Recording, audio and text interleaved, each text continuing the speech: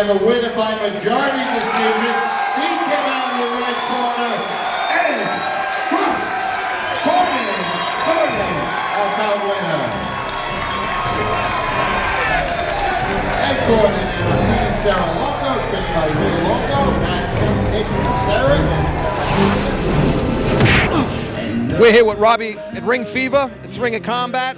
And we're here with David Tkeshelashvili of Alpha Omega Mixed Martial Arts.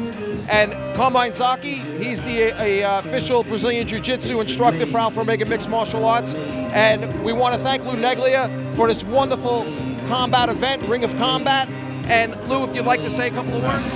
We're very happy to have you here from Republic of Georgia. We believe we had a tough fight. It was a very close fight. I personally thought it could have been a draw on the fight. But we don't want to ever give it to the judges. We want to win decisive. I think in the third round, both of them had an opportunity to easily. They were both tired. Anyone could have took the other guy out in the third round.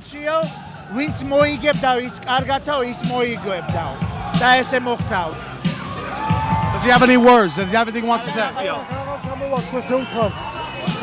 He's all upset. He's all upset at the decision, but you know. It was a close fight. I think he should, he had an opportunity.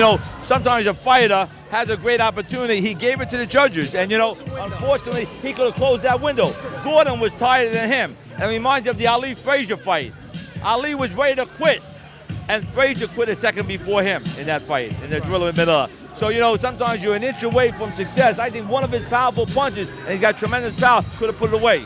I think he's got to go back. It was a close fight. Maybe we can arrange a rematch. I personally think both of them deserve a rematch. Okay? Very good. Very good. Thank you very much. Thank you, Ring Fever. Doing a great job as usual, covering MMA.